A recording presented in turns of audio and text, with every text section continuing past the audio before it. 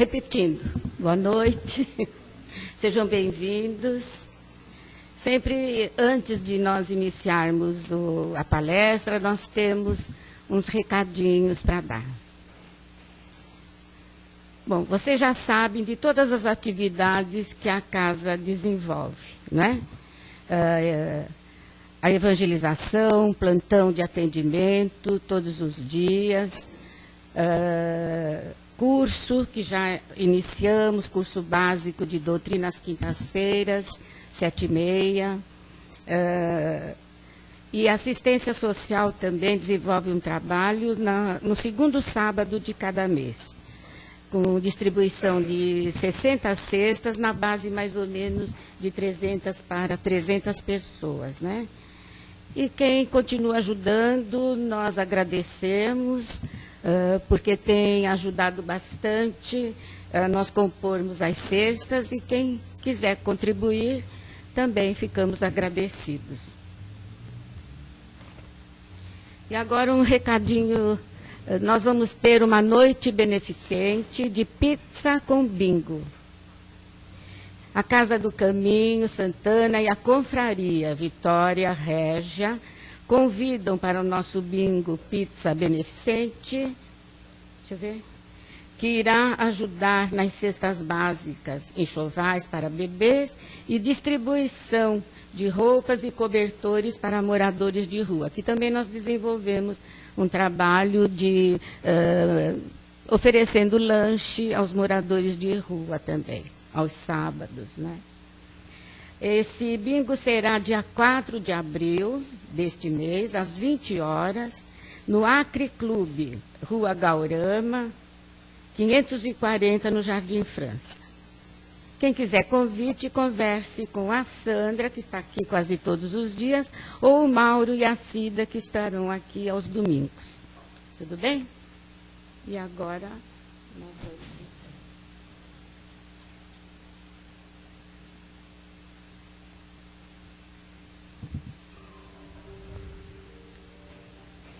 Vamos agradecendo a presença de todos, buscando mantermos a nossa serenidade neste reencontro com os nossos amigos da espiritualidade, que estão sempre aqui nos oferecendo essa sustentação, essa paz, esquecendo o corre-corre, mantendo a mente ativa, agradecendo a Deus, nosso Pai, a Jesus, nosso amigo maior, e aos amigos, esses amigos espirituais, amigos incansáveis, que nos acompanham durante os momentos que mais necessitamos. Seja tanto na alegria, seja na tristeza, nas nossas dores. São eles que vêm ao nosso encontro, trazendo o seu carinho, a sustentação de que carecemos tanto. Mas agora é o momento de estarmos assim, envolvidos. E através da música, vamos aquietando os nossos corações, buscando a figura magnânima de Jesus, mantendo-a viva no nosso pensamento, porque Ele, sem dúvida, aquele irmão, aquele espírito maior, que sabendo das nossas necessidades, nos envia então os seus emissários na sustentação diária do nosso trabalho, da nossa lida diária, na sustentação da família, enfim. É a Ele que, abrindo o nosso coração, nós recebemos todas as bênçãos que Ele distribui constantemente para todos nós, terrenos. E assim, então, é com este propósito de nos alimentarmos desta paz que nós vamos pedindo licença para darmos início à nossa reunião desta noite.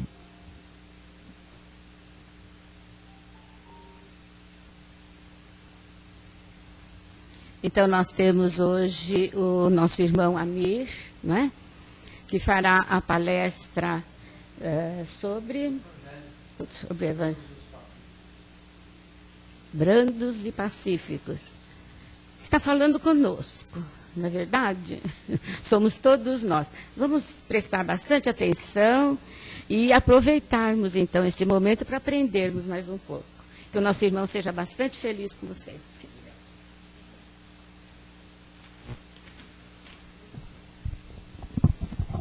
Aqui faz. Aqui? Aqui. Bom.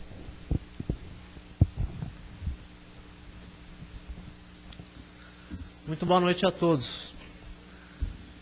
Como ela disse, né? Como a dirigente já disse, depois do corre-corre aí do dia a dia, que todos nós, essa vida atribulada, eu quase que não consigo chegar, né? No tempo.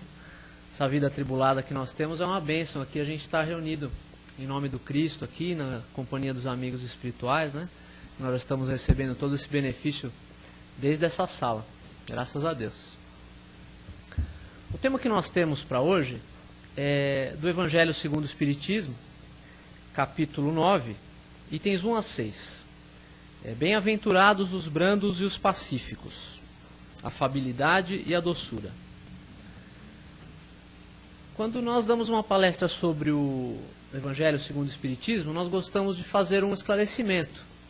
Porque muitas pessoas estão iniciando agora no Espiritismo, muitas pessoas vêm à casa espírita pela primeira vez, algumas estão ouvindo falar do Espiritismo pela primeira vez. Então é interessante que as pessoas costumam nos perguntar, mas os espíritas usam o Evangelho do Cristo, aquele Evangelho da Bíblia normal, ou é o Evangelho do Kardec? Muitas pessoas já me fizeram essa pergunta. Se nós usamos o Evangelho do Kardec. Então, cabe sempre um esclarecimento que não existe o Evangelho do Kardec. O Evangelho segundo o Espiritismo são os ensinamentos morais do Cristo, todas as partes do Evangelho da Bíblia normal, que tem alguma implicação moral, que tem algum ensinamento moral para as nossas vidas, foram compilados por Allan Kardec, nesse livro Evangelho segundo o Espiritismo, à luz dos conhecimentos da doutrina espírita. E acrescentados a esses conhecimentos, os comentários dos benfeitores amigos, dos benfeitores espirituais, dos espíritos elevados. Espíritos da envergadura de Santo Agostinho, de Fénelon, de muitos espíritos de luz, espíritos de escola realmente. Então, obrigado. Então, o Evangelho diz o seguinte: bem-aventurados os que são brandos, porque possuirão a terra. Algumas traduções está escrito, porque herdarão a terra. Bem-aventurados os pacíficos, porque serão chamados filhos de Deus. Sabeis que foi dito aos antigos, não matareis, e quem quer que mate merecerá condenação pelo juízo. Eu, porém, vos digo que quem quer que se puser em cólera contra seu irmão, merecerá ser condenado no juízo. Que aquele que disser a seu irmão, raca, merecerá ser condenado pelo conselho. E aquele que lhe disser, és louco, merecerá ser condenado ao fogo do inferno. Por estas máximas, Jesus faz da brandura, da moderação, isso já é um comentário do Kardec, né? Por essas máximas, Jesus faz da brandura, da moderação, da mansuetude, da afabilidade e da paciência uma lei.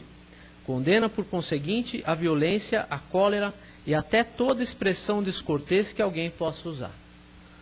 Nossa, então será que nós estamos condenados ao inferno aí, se nós dissermos alguma ofensa contra o nosso irmão? Será que nós vamos sofrer essas penas eternas realmente? É lógico que nós temos que ter em conta o contexto em que Jesus falou essas palavras. Não havia, à luz da doutrina espírita, por exemplo, na época, para dizer às pessoas que não existe o inferno eterno. como nós estamos acostumados, às vezes, antes de chegar ao Espiritismo, a pensar, né? Aqui é uma figura de linguagem, né? Nós temos realmente regiões de sofrimento, temos umbral, temos as trevas, temos todas essas regiões aí que são citadas nos livros, principalmente nos livros de André Luiz, no livro de Ivone Pereira, né? Memórias de um Suicida, que todos eles citam essas regiões de sofrimento. Mas esse inferno, como nós estamos acostumados a pensar, que vai ficar um ser eternamente nos espetando no fogo até virar um churrasco, isso realmente não existe. A doutrina espírita já nos iluminou nesse ponto. Mas Jesus estava trazendo para um contexto já mais amoroso e talvez até mais rígido em alguns pontos, a lei que havia na época. Qual era a lei que havia na época? Não matar. Então, matar o nosso irmão era realmente uma pena, um crime, né? E já dito no Decálogo de Moisés. E isso era condenado, a lei mosaica, né? A lei da época era condenado. Mas você dizer uma ofensa contra seu irmão, você fazer alguma coisa de mal ao seu irmão, poderia não estar coberto por nenhum daquelas prescrições dos 10 mandamentos. Isso não quer dizer que não fosse um pecado aos olhos de Deus. E aqui Jesus fala que toda expressão, o Kardec comenta, que toda expressão descortês que alguém possa usar contra o seu irmão, qualquer ofensa ao seu irmão, é contrária à lei de Deus. Nos coloca mais diante de Deus. E por que será que Jesus... É até interessante nós falarmos sobre esse tema aqui hoje, porque esse trabalho aqui de segunda-feira é voltado a problemas físicos, não é isso? E o que faz mais mal à saúde do que a raiva?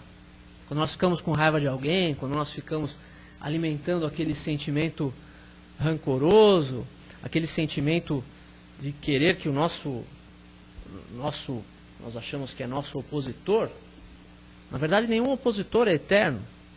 Nós podemos nos considerar opositores hoje, mas um dia todos nós daremos as mãos, porque essa é a vontade de Deus. Se existe alguma coisa fatal na vontade de Deus, é que todos nós somos irmãos e que todos nós chegaremos à perfeição. E acho que ninguém vai chegar à perfeição com raiva do outro. Mas voltando ao tema do trabalho de hoje. Eu não sou médico, então não posso dizer o que seria liberado, mas eu sei que a raiva, o estresse, aquele sentimento de rancor, ele libera substâncias que o nosso corpo, que não fazem bem para o nosso corpo, que são tóxicas. Então se nós ficamos, lógico que uma vez ou outra, é normal até, nesse estágio de provas e expiações que nós estamos, é até normal. Nós sentirmos raiva de alguém, nós sentimos que alguém nos prejudicou e ficamos com aquele sentimento. Mas não devemos permitir que o sol se ponha sobre a nossa ira. Ou seja, que a nossa ira seja rápida. Se nós não pudermos evitá-la, que ela seja o mais rápido possível. Porque esse sentimento recorrente de raiva, dia após dia, seja da mesma pessoa, seja de pessoas diferentes, ele vai provocando mudanças que podem ser até permanentes no nosso corpo. Então nós vamos produzindo doenças. É a mesma coisa que, como já disse Shakespeare uma vez, é tomar veneno querendo que quem morra seja o outro. Porque se nós temos raiva de alguém, nós não estamos alimentando aquela raiva aqui, eu não estou fazendo nada, pelo menos materialmente, para aquela pessoa. Mas as substâncias tóxicas que eu estou gerando, que o meu cérebro está liberando no meu corpo, estão me envenenando. Só que eu não quero morrer, eu quero que quem morra seja o outro. Não faz sentido isso, não é? Então é bom que já nós vamos nos conscientizando disso, para que possamos educar também o nosso pensamento, o nosso sentimento, em prol da nossa própria saúde. Porque muitas dessas doenças são produzidas por nós mesmos. Existem doenças expiatórias, existem doenças que são provas, existem. Mas muitas delas somos nós que produzimos hoje, ou são efeitos de causas passadas pela nossa própria invigilância, dos nossos pensamentos e sentimentos. Desculpa.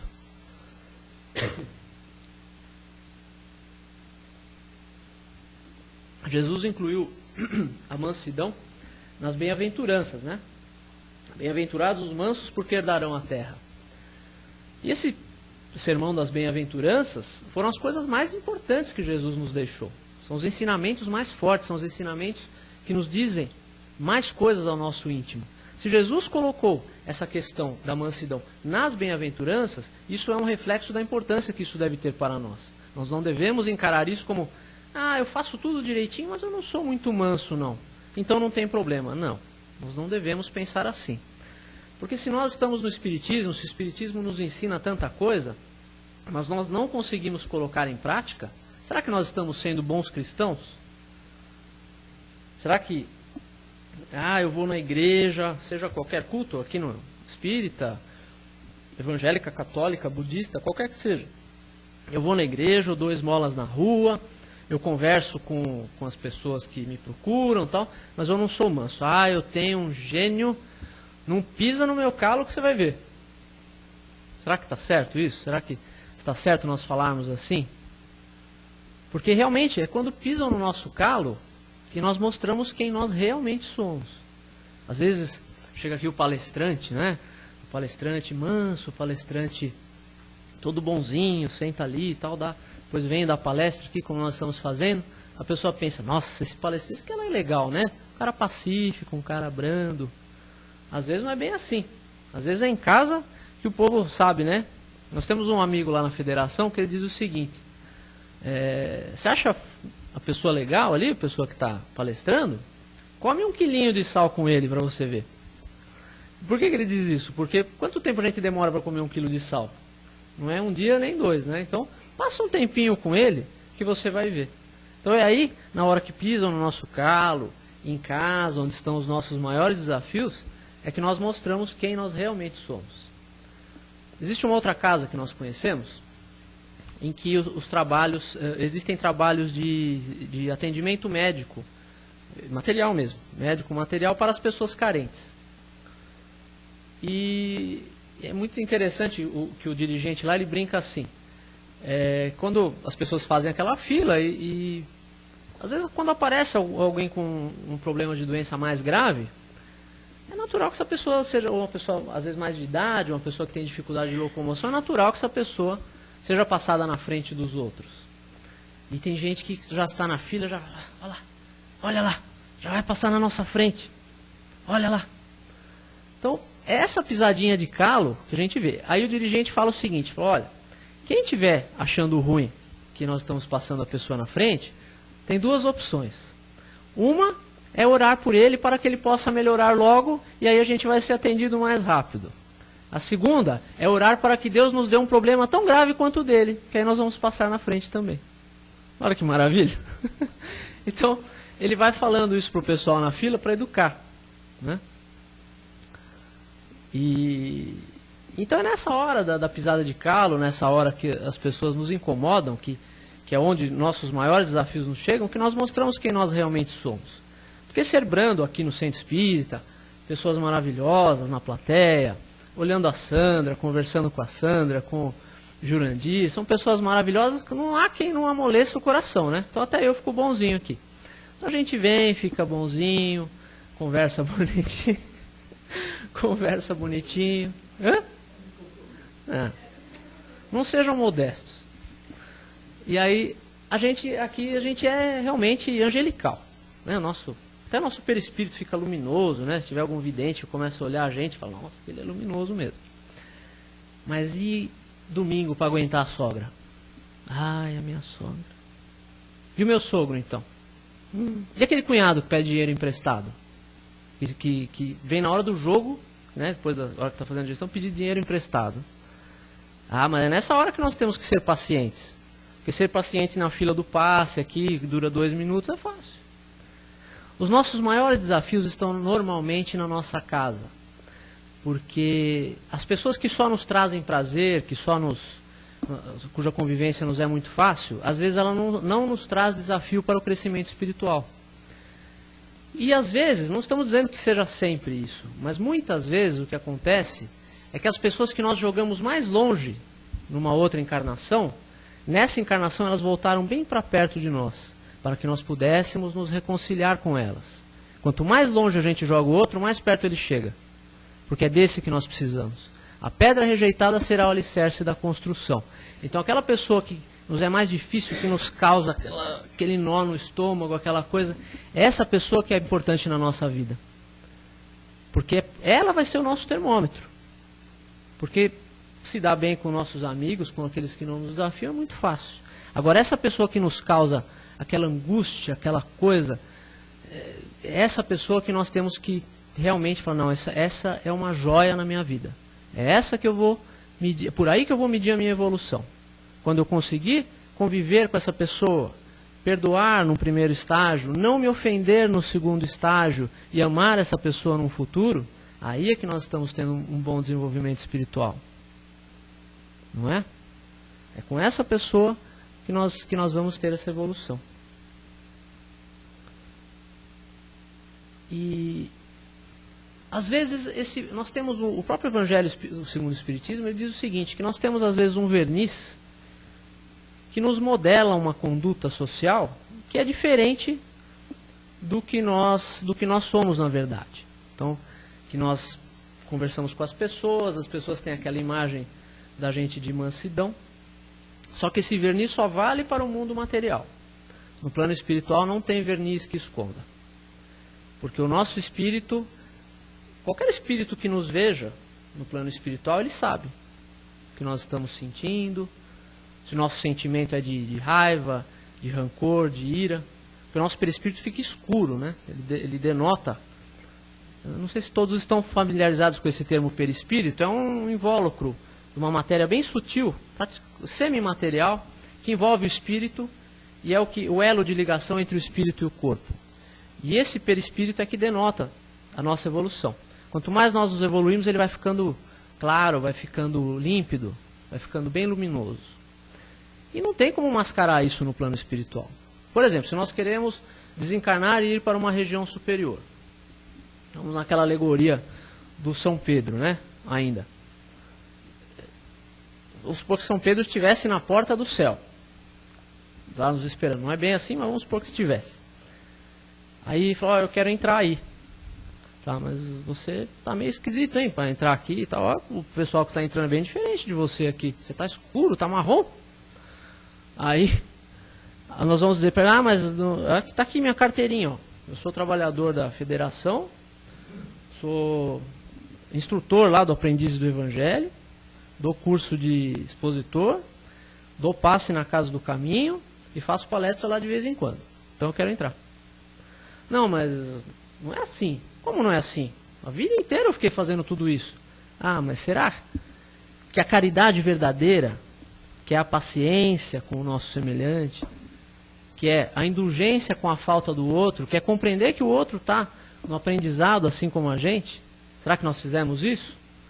Se nós não fizermos isso, que são os principais desafios que nós trouxemos para cá, que é de ser manso, de ser pacífico, de compreender, essa é a caridade verdadeira que está no Livro dos Espíritos. Qual é a caridade segundo Jesus? Benevolência para com atitudes dos outros. Compreender que o outro também é um espírito em aprendizado, tão imperfeito quanto nós. E se nós fôssemos melhores do que ele, nós não estaríamos no mesmo estágio evolutivo aqui no mesmo planeta, de expiação e provas. Então nós aqui, um pouquinho para cá, outro um pouquinho para lá, mas mais ou menos nós estamos todos no mesmo estágio.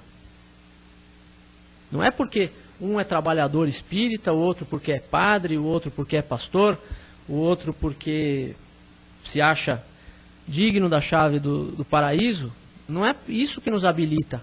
Não dá para chegar e dar uma carteirada na hora de entrar no plano espiritual superior. Lá, a moeda verdadeira que vai demonstrar a nossa verdadeira riqueza é o que nós levamos daqui. A caridade, o sentimento de amor ao próximo, o bem que nós fizemos às criaturas. As criaturas que chegaram ruim perto da gente e saíram melhores. Que nós demos uma palavra de consolo, que nós demos um prato de comida. E, então, no plano espiritual não há verniz que dê jeito. Não há verniz social que possa encobrir a nossa falta de evolução. Tem até uma historinha que nós lembramos agora, de um palestrante muito eloquente, muito famoso. Ele estava lá. A historinha é fictícia, viu, pessoal? Não fiquem tentando descobrir quem é, porque ele não existe. E o palestrante estava lá falando aquela oratória brilhante e tocava o coração das pessoas de uma maneira maravilhosa. As pessoas ficariam o dia inteiro ouvindo falar se pudessem. E ele ficava e tocava o coração das pessoas, aquela coisa maravilhosa. As mulheres olhavam para ele e falavam, nossa, queria tanto que meu marido fosse assim. E os maridos olhavam e diziam, nossa, esse cara realmente, eu queria ser assim. Queria saber falar que nem ele, seguir tudo que ele segue, saber tudo que ele sabe. E ele estava lá dando a palestra era um pouco longa, de repente ele viu a esposa entrando na porta, com os filhos e umas malas assim, cheio de mala. Falei, ai meu Deus, o que será que aconteceu? E no meio da palestra, ele não podia parar a palestra para perguntar, o salão com 300 pessoas. Ele, ai, o que a gente faz agora? Né? E continuou dando a palestra, vou dar uma apressada aqui, vou pular uns pedaços aqui para ver se a gente consegue. E foi falando, ai, deve ter morrido alguém, né? Ele falava e pensava, morreu alguém, nós vamos ter que viajar às pressas, senão não estava de mala. E a esposa lá, sorrindo para ele. Nossa, mas se tivesse morrido alguém, ela não estava sorrindo. E ele falando, até que ele conseguiu acabar a palestra. Nem tomou passe, né? O pessoal saiu para tomar passe e ele saiu pelo outro lado. O que foi, mulher? O que está acontecendo? Nada. Por quê? Vocês estão aqui de mala? Vocês nunca vieram aqui? Você, os filhos todos? Não, a gente vai mudar para cá. Mudar para o centro? Como você vai mudar para o centro? Não, porque é esse cara que está aí falando que eu queria em casa. Não aquele traste que você vira quando você sai daqui.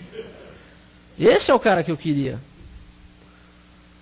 Aí, então nós vemos como esse lugar aqui, por exemplo, de onde nós falamos, não indica que somos melhores do que ninguém. Pelo contrário, o primeiro ouvido que escuta o que nós estamos falando é o nosso, né? Então é a lição que nós precisamos aprender com a nossa própria voz. Porque às vezes nós nos recusamos a escutar a voz dos outros. Quem sabe a nossa mesmo falando, nós conseguimos escutar, né? Tem uma parte muito interessante do Evangelho que diz o seguinte: obediência é o consentimento da razão. A resignação é o consentimento do coração. Olha que bonito. Então, será que dá para perdoar com o cérebro? Será que é um perdão verdadeiro, aquele que vem do cérebro? Ou será que o perdão verdadeiro tem que vir daqui de dentro? Porque perdoar com o cérebro é muito fácil. Nós, por exemplo, que somos espíritas, nós temos todo esse conhecimento. Nós estudamos a Bíblia, estudamos o Pentateuco de Kardec, estudamos os 12 volumes da Revista Espírita, André Luiz, Emmanuel, Ivone Pereira. Temos todo esse conhecimento acumulado. Esse conhecimento pode ter dois caminhos: ou ele vem para a nossa cabeça só, ou ele vem para a nossa cabeça e para o nosso coração, para o nosso sentimento. Se ele chega no nosso sentimento, nós conseguimos perdoar o nosso semelhante daqui de dentro. Ah, mas como é que eu sei se eu conseguir perdoar o meu semelhante daqui de dentro? Bom, é só ver a emoção que toma conta do teu íntimo, quando ele se aproxima.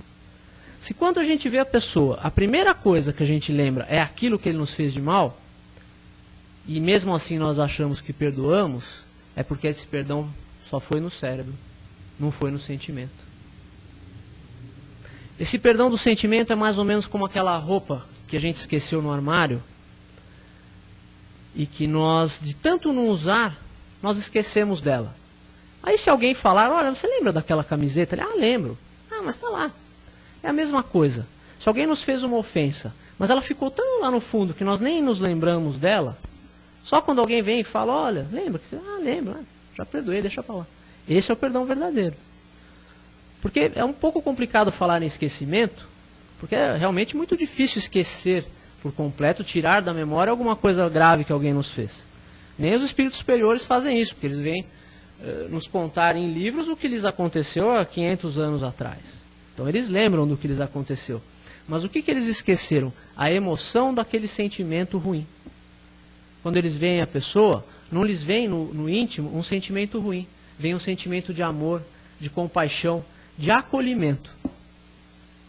Que nem quando teve agora esse problema da excomunhão daquela família, daquele aborto da criança de 9 anos, nós conseguimos acolher quase todo mundo da história, até o estuprador.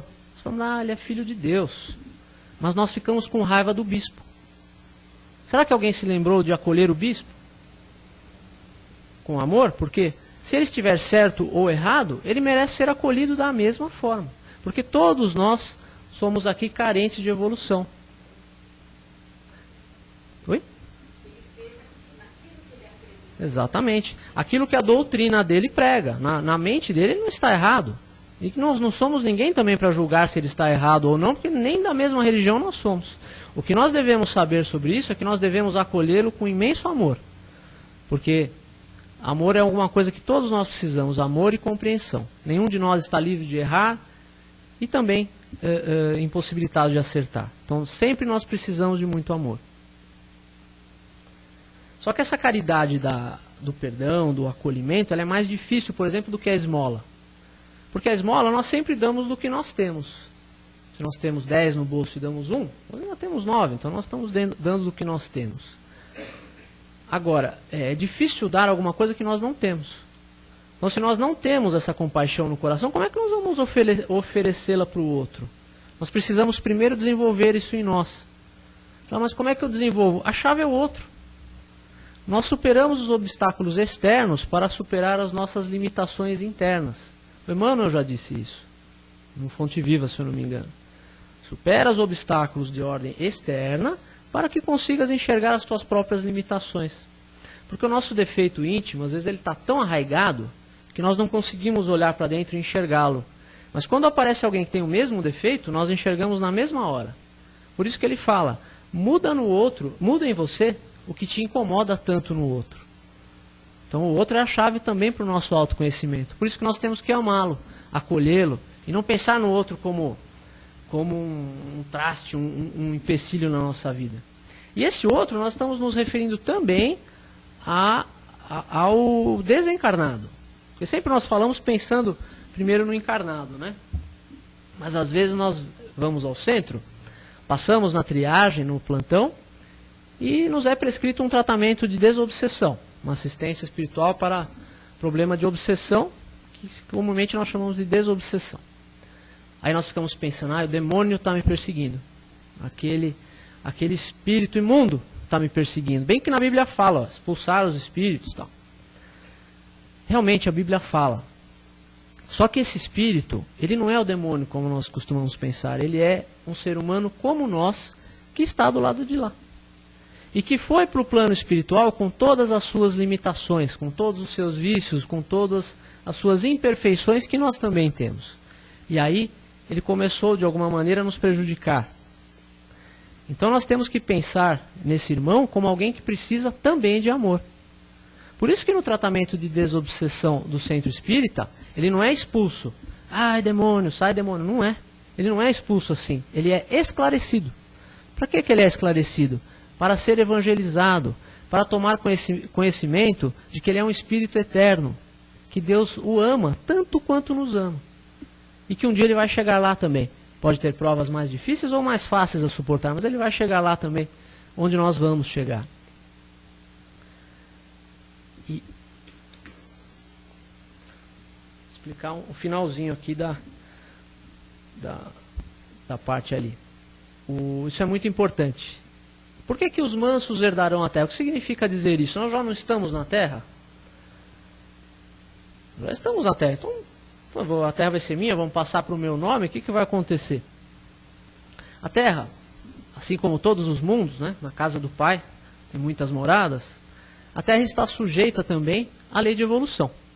E nós estamos num final de ciclo, nós estamos, como toda a codificação espírita nos relata, a Terra está chegando num momento de transformação, onde ela deve deixar de ser um mundo de expiação e provas, onde predomina o mal, e chegar a ser um mundo de regeneração, onde as pessoas trazem em si mais bem do que mal.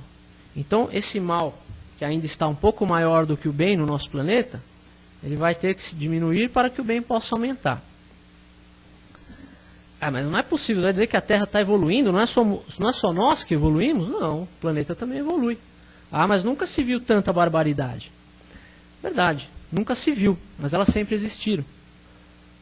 Se nós lermos aquele livro há 2000 anos, do Emmanuel, ele relata crueldades ali, que eram inclusive usadas pelo Estado, pelo próprio Estado romano, pelo próprio Império, como atrativo para o povo, que hoje nós não concebemos nem numa guerra.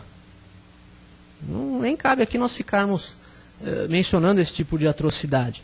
Mas o mundo certamente evoluiu. As pessoas que estão nele evoluíram. Então, o planeta, a média do planeta também evoluiu. E agora deve passar ao mundo de regeneração. Muito bem.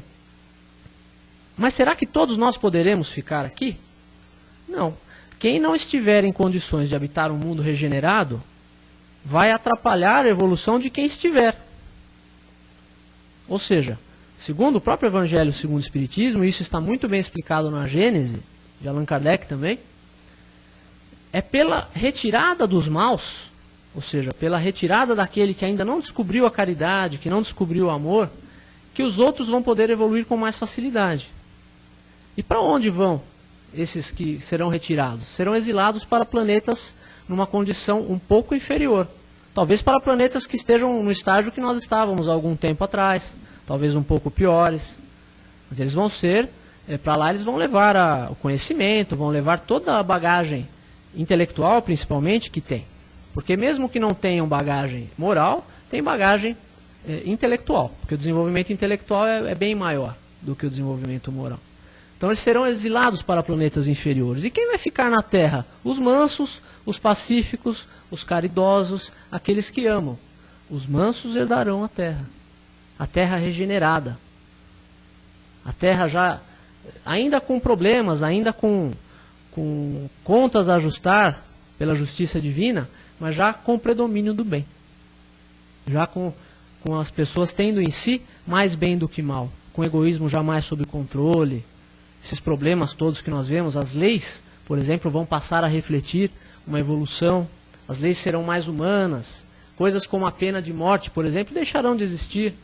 Isso já está acontecendo. As pessoas já estão, à medida que desencarnam, sofrendo essa triagem, vamos dizer assim, de se ficam ligadas à Terra ou se são exilados já para planetas inferiores. Já começou essa mudança de lugar desses espíritos. Não é? E nós temos que lembrar o seguinte, para finalizar aqui, que nós já estamos em cima do horário. Cristo não tinha nada a expiar, mas ele veio aqui e sofreu. Não dá para negar que Cristo sofreu e muito, mas sofreu por amor. Ele não estava sendo provado e ele não estava em expiação. Ele sofreu por amor a nós e sofreu resignadamente. Num sofrimento muito mais difícil do que o que nós achamos no dia a dia, o trânsito que nós pegamos, aquele que nos fecha, o chefe que às vezes fala algum impropério para nós. Então vamos cultivar essa mansidão de Jesus, que Jesus nos exemplificou, bem na hora do nosso testemunho, bem na hora que a dificuldade nos chega. Porque é nessa hora que nós podemos perceber quem nós realmente somos. E se nós sopesarmos, isso também está no Evangelho segundo o Espiritismo, se nós sopesarmos os nossos sofrimentos, nós temos que ser fiéis nas pequenas coisas. E sopesarmos isso com o nosso salário espiritual, ou seja, com as felicidades que nos estão reservadas no futuro, com o futuro luminoso de espíritos de luz, de uma felicidade eterna que Deus nos reserva, nós veremos que o sofrimento que nós estamos passando hoje não justifica ações de raiva, de ira, de rancor, de ódio e de briga de nossa parte. Vamos seguir o exemplo de Jesus, para que possamos chegar mais rapidamente nessa felicidade. Muita paz e muita luz a todos.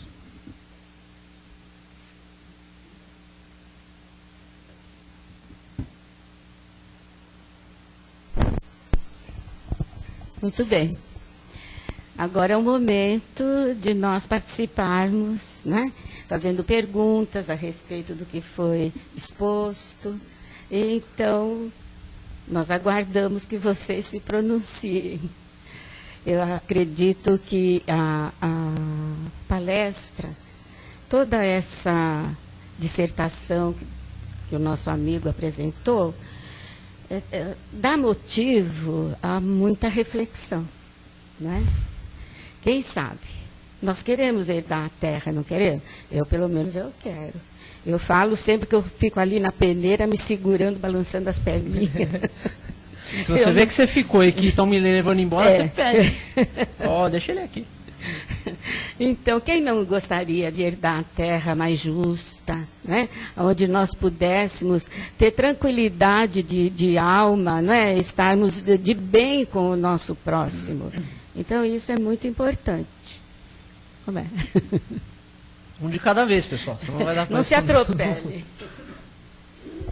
Amigo, e as reencarnações também, que os espíritos que saem daqui também com essa problemática que nós todos entendemos o que você colocou, também eles vão ter a oportunidade de voltar novamente. Sim. Porque se realmente passar na peneira, como a Maria está falando, o nosso magnetismo pode ser que não encare mais a Terra. Se a Terra sair fora do eixo aqui, nós vamos entrar no outra... o magnetismo será diferente, então o próprio espírito não será atraído mais para a Terra. Então, quando nós estivermos na erraticidade, na reencarnação, ou no umbral, ou em qualquer outro lugar, nós vamos querer depois novamente voltar aqui. Sim. Porque as pendências vão continuar. E quando o espírito está do outro lado, depois de um certo tempo, se ele tem um pouco de conhecimento, a lucidez vai chegando, então ele vai vendo os seus desenganos, né, seus erros, e ele vai querer voltar para compensar. Então eu digo, como é feita essa separação, nós teremos, então essa justiça de Deus vai nos auxiliar, nós vamos ser beneficiados por ela, porque muita gente vai fazer essa pergunta, será que eu vou ter a oportunidade de reparar algumas coisas que eu não fiz aqui nessa encarnação? Né? Nós já estamos a 80% para lá. Você quer responder? Quero. É interessante lembrar o seguinte, que na Gênese, Kardec diz o seguinte, que essas pessoas que serão exiladas, como já aconteceu aqui para a Terra, no sistema de capela, que era um mundo já que estava passando por uma condição melhor, quem não estava em condição de ficar naquele sistema de capela, foi exilado para a Terra, que era um mundinho, naquela época, muito mais difícil do que é hoje. E muitos desses capelinos, que como nós chamamos, já retornaram para o sistema de capela. Por quê? Porque trazendo para cá o conhecimento que tinham e passando pelas difíceis provações que tiveram que passar, e mesmo as expiações, acabaram desenvolvendo o amor, a caridade, e acabaram chegando num nível que lhes permitisse deixar a Terra, que seria um mundo inferior ao que eles estavam antes, e voltar para o seu sistema de origem ou para outro sistema mais evoluído. É interessante lembrar que o Kardec diz o seguinte, que essas pessoas que são exiladas, elas têm a noção de um paraíso perdido. Ou seja, se imagina hoje que nós temos aqui o microfone para fazer a palestra, a internet, o carro para nos trazer aqui, o celular no bolso para avisar que nós vamos demorar para chegar em casa. Nós temos todas essas facilidades. Temos leis que mais ou menos nos garantem algumas coisas. Imaginem se amanhã nós vamos parar num outro planeta que está num estágio mais ou menos como a Idade Média, que foi daqui. Aí nós chegamos lá, tem gente sendo decapitada, isso e aquilo. Imagina se nós vamos para um lugar assim. Nós vamos ter a noção de que a Terra era um paraíso perdido. E nós vamos ter no nosso íntimo, a gente não vai ter uma ideia muito clara, mas nós vamos ter a emoção, aquela ideia no íntimo, apesar do esquecimento temporário, de voltar àquele paraíso perdido. Como se fôssemos anjos decaídos, não é isso? Já somos, né? Sim. Sim. Lógico. Sim. Sim. Só um instante. Não esquecendo que a Terra não está estática no espaço. E todo o sistema solar continua e vai em direção a outro sistema. Só para te reforçar essa coisa do Evangelho, essa mensagem consoladora do Evangelho, que tanto nos traz esperança e que o Almir soube nos transmitir com tamanha simplicidade, e o Evangelho é isso, é simplicidade, nunca vamos esquecer disso, que a gente pergunta, por que eu tenho que ser bom? Vale a pena ser bom? Não tem muitos nossos irmãos perguntando, por que eu tenho que ser bom? Por que eu tenho que praticar? Não tem muitos deles perguntando.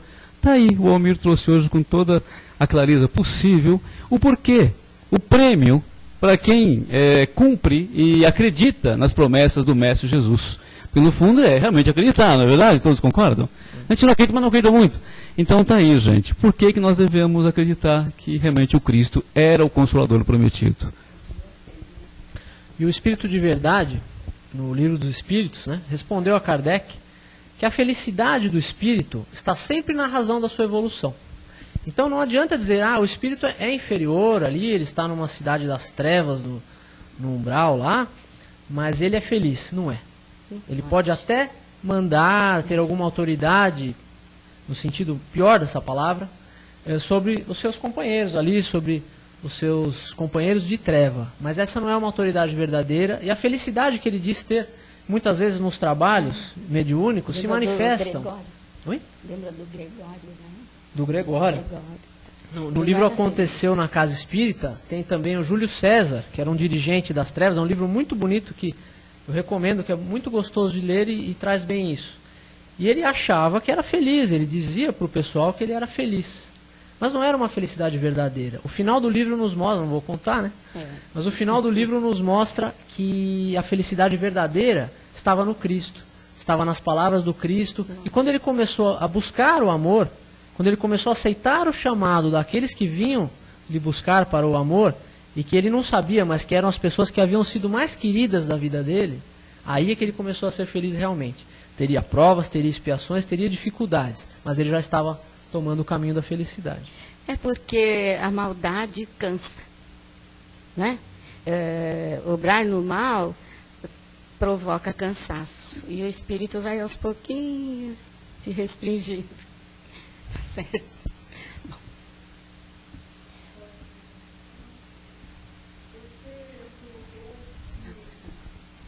Você colocou que todo pensamento negativo de raiva poderia implodir de uma certa forma e atingir você mesmo. Mas a gente sabe que a energia magnética do pensamento pode, de repente, atingir a pessoa da qual temos raiva. Pode. Em que condições essa pessoa recebe ou não essa energia negativa? No plano espiritual, tudo é uma questão de sintonia, que nós somos como antenas. Aqui nessa sala, por exemplo, tem frequência da Rádio Boa Nova, tem frequência das outras rádio AM, das FMs, de telefone celular. Ah, mas qual frequência nós vamos pegar? Nós vamos pegar o que nós ligarmos na hora. Se nós ligarmos aquele rádio numa determinada frequência, nós vamos pegar a rádio que está chamando aquela frequência. E ali vai haver o encontro. Cria sintonia. No plano espiritual é a mesma coisa. Se nós temos uma sintonia amorosa, uma sintonia no bem, é muito mais provável que esse pensamento mal dessa pessoa chegue até nós e passe por nós como se nada tivesse acontecido. Porque nós não estamos naquela sintonia. Então, essa questão a própria obsessão que nós dizemos, né, a influência do espírito, mesmo aquela obsessão mais simples, que é aquela coisa que decorre só dessa sintonia, ela obedece a essa lei. Não existe obsessão unilateral. A obsessão também é uma questão de sintonia. Se aquele obsessor encontra sintonia no nosso pensamento, nas nossas ações e nos nossos gostos, ele vai ter prazer em ficar perto de nós. Se nós mudamos essa sintonia, elevamos o nosso padrão de pensamento, procuramos ser alegres, procuramos fazer o bem ao próximo, procuramos falar sobre coisas boas, leituras edificantes, boas obras, ele vai começar a nos achar chatos. E aí ele tem duas opções. Ou ele muda para melhor conosco, ou ele se afasta. Qualquer uma das duas maneiras resolve o nosso problema. Então, a melhor imunidade que nós podemos ter em relação a isso que a senhora perguntou é realmente a sintonia elevada, o pensamento sempre elevado e boas obras. Né? Principalmente, né, se nós temos suspeita de que alguém nos quer mal, é não manter o pensamento constante naquela pessoa. Ore por ela. Tenha pressa, então. Ore por essa pessoa, peça ajuda e você vai quebrando essa sintonia. Vai desfazendo essa sintonia. É a melhor medida. Provocando. Mas de repente esse alguém nos provocou a ponto de nos fazer sentir raiva. Sim. Então, de repente, a ação da outra pessoa pode ser mais negativa do que a nossa com relação a isso, né? Mas nós devemos ter em mente que essa questão da sintonia, ela não tem como escapar disso, né? E é uma coisa ruim que nós fiquemos nos sentindo como reféns de alguém. Se nós ficamos nos sentindo, mas hoje eu estou com medo porque eu acho que aquela pessoa fez um trabalho para mim, fez alguma coisa para mim. O medo é uma porta aberta. O medo é uma porta aberta para a obsessão. Então, em vez de nós... Porque nós ficamos, como o Miguel está ali atrás uma vez, já explicou muito bem numa palestra que eu achei maravilhosa dele aqui, nós somos o espírito de mão dada com o espírito superior e o espírito inferior. Para que lado nós vamos? Para baixo ou para cima? Ou nós deixamos o superior nos puxar para cima e procuramos puxar o inferior também, ou nós deixamos aquele de baixo nos arrastar. E é esse espírito que está muitas vezes a serviço mesmo do pensamento mal daquela pessoa, esse espírito não pode encontrar sintonia em nós. Se ele nos acha numa condição de medo, numa condição de raiva, numa condição de queixa, nós ficaremos à mercê da sua ação, porque nós estamos nos colocando exatamente na faixa vibratória dele, De igual para igual. de igual para igual. Muito bem. E só falar uma coisa, e muitas vezes, mesmo contra esse irmão, nós ficamos revoltados. Se nós estamos sofrendo também alguma coisa da parte dele, é porque é provável que nós tenhamos também algum débito com a lei divina, alguma dívida a resgatar. E ele, infelizmente, ele não seria obrigado a ser o instrumento da justiça divina na nossa vida. Mas ele está se colocando como instrumento da justiça divina. Para nós, a justiça está se fazendo, ainda que pelo sofrimento, porque nós nos recusamos a aprender de outra maneira. Mas ele não precisava ser o motivo do escândalo. Ele está sendo a pedra de escândalo ali. E por isso ele vai ter contas a ajustar com a lei também. Nós devemos... não adianta nós nos preocuparmos muito com o outro. Nós temos que mudar a nós mesmos. Paulo dizia o seguinte: não vos conformeis com o mundo, mas transformai-vos pela renovação do vosso entendimento. Então, se vamos orar pelo outro, como a Sandra disse, vamos desejar o melhor para o outro espiritualmente, e vamos mudar o nosso íntimo, mudar o nosso interior, para nos colocar na trilha. Como também o próprio Paulo disse, vamos deixar para trás tudo o que não interessa e caminhar na direção do alvo, que é a evolução. Reconciliai-vos com o seu adversário enquanto está a caminho Exatamente. com ele. Então é a máxima, né? Bom, nós vamos agora parar um pouquinho para fazermos as nossas vibrações.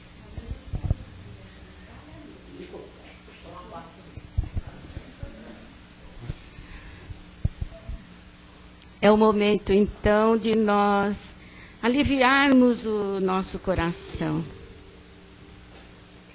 e termos a certeza de que Deus, nosso Pai Criador, é profundamente misericordioso.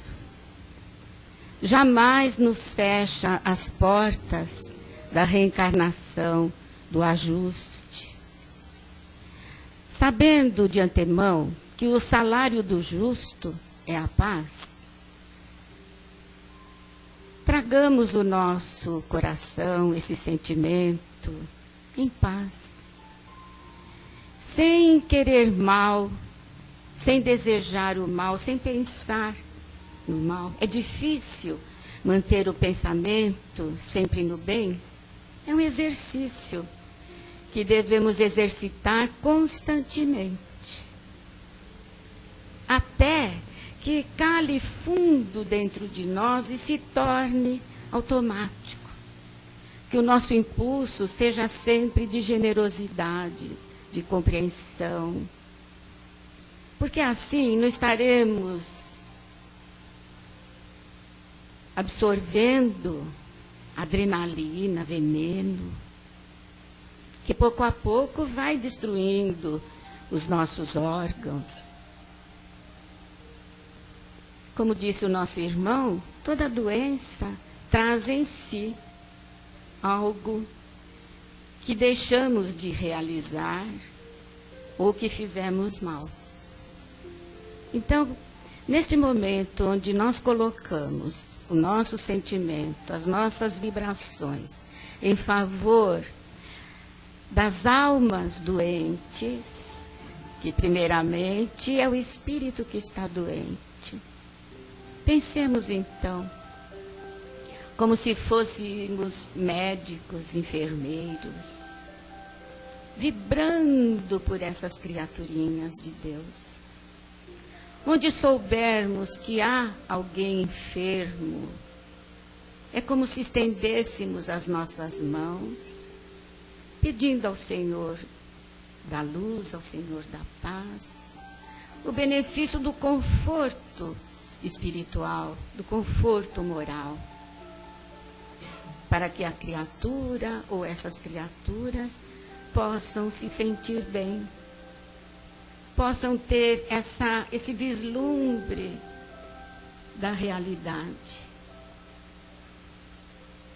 E sabemos que nessa hora, nesse instante, então desce sobre todos a paz.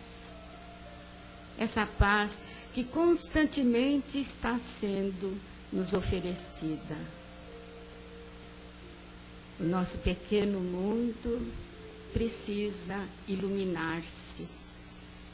E Jesus mantém o seu amor, a sua aura na sustentação de todo o nosso planeta e de nós como humanidade.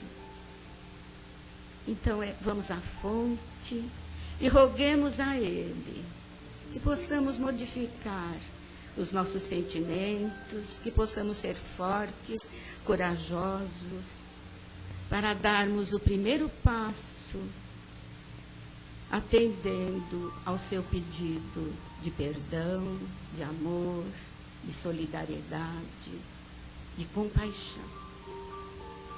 Somente assim seremos mais felizes, com certeza. Que esta noite nos sirva de uma grande lição que nós vamos levar para o nosso lar, começando desde já a modificarmos todo o nosso interesse, que é aquele de viver melhor, de saber dessa verdade e confiar naqueles que estão desejando o nosso progresso moral. Que Jesus nos abençoe a todos, abençoe os nossos lares, os nossos familiares, nossos amigos, e se porventura tivermos algum inimigo, também é filho de Deus, que abençoe a todos nós. Que assim seja.